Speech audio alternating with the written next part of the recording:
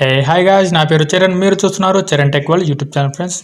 So friends, నాది వచ్చిన request, కింద కనబడుతున్న red colour subscribe button click చేసి పక్కనే కనబడుతున్న బెల్ ఐకాన్ని యాక్టివేట్ చేసుకోండి. Okay friends, thank you. So hi guys, నా పేరు చరణ్. మీరు చూస్తున్నారు Charan tech world YouTube channel friends. So friends, ఈరోజు టాపిక్ వచ్చేసి మనం యూట్యూబ్లో అప్లోడ్ చేసేటప్పుడు మనం ఇచ్చే టైటిల్ ఏ విధంగా టైటిల్ ఇస్తే మనకు ఎక్కువ వ్యూస్ వస్తాయి, మనకు ఎక్కువ రిజల్ట్ ఉంటుంది అని దాని గురించి నేను ఈ వీడియో చేస్తున్నాను. ఈ వీడియోని అయితే మీరు స్కిప్ చేయకుండా చూడండి, చివరి దాకా చూడండి. అప్పుడైతే మీకు బాగా అర్థమవుతుంది, మంచి ఇన్ఫర్మేషన్ కూడా మీరు తెలుసుకోగలుగుతారు. మనం యూట్యూబ్లో అప్లోడ్ చేసే వీడియో ఎక్కువ రిజల్ట్ రావాలి అన్న దాని గురించి మన మీద ఆధారపడి ఉంటుంది. మనం ఇచ్చే ట్యాగ్స్ మీద, మనం ఇచ్చే టైటిల్ మీద, మనం ఇచ్చే థంబ్నెయిల్ మీద, మనం ఇచ్చే డిస్క్రిప్షన్ మీద బేస్ అయి ఉంటుంది. ఓకే, మెయిన్గా వీటి మీద ఆధారపడి ఉంటుంది. మెయిన్గా మన వ్యూవరు మన థంబ్నెయిల్ చూసిన వెంటనే కింద టైటిల్ చూస్తాడు. టైటిల్ చూశాక వీడియో ఓపెన్ చేసి కింద డిస్క్రిప్షన్ చూస్తాడు, వీడియో చూస్తాడు. ఆ వీడియో అతనికి అర్థమైతే ఏం లేదు, అర్థం కాకపోతే స్కిప్ చేసుకుంటూ వెళ్ళిపోతాడు, లేదంటే టోటల్గా క్లోజ్ చేసి ఉంటాడు కదా. ఈ విధంగా చేస్తాడు.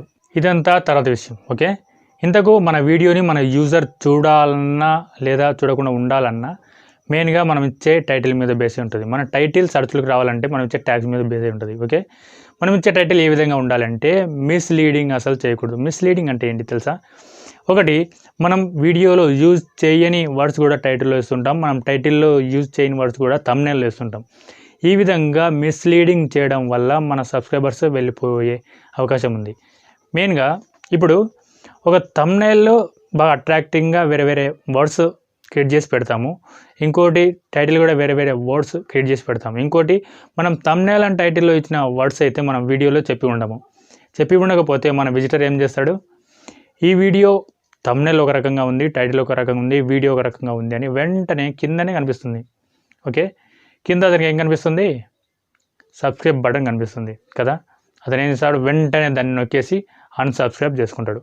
ఈ విధంగా మన ఛానల్కి వన్స్ నెగిటివ్ థాట్ పడింది అంటే కోలుకోవడం చాలా అంటే చాలా కష్టం.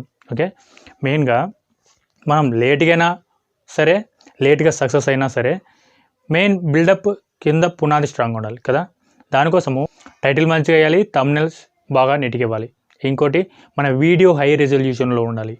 మనం టైటిల్ పెట్టేటప్పుడు ఆ వీడియోలో మనము ఆ టైటిల్ గురించి అంటే ఆ వర్డ్ గురించి ఎక్స్ప్లెయిన్ చేస్తూ ఉంటే ఆ వర్డ్ని మనం టైటిల్లో యూజ్ చేసుకోవచ్చు. ఇది బాగానే ఉంటుంది. కానీ వీడియోలో లేని పదాలు తీసుకొచ్చి టైటిల్ అండ్ థంబ్నెయిల్లో వేస్తే ఇది మిస్లీడింగ్ అవుతుంది.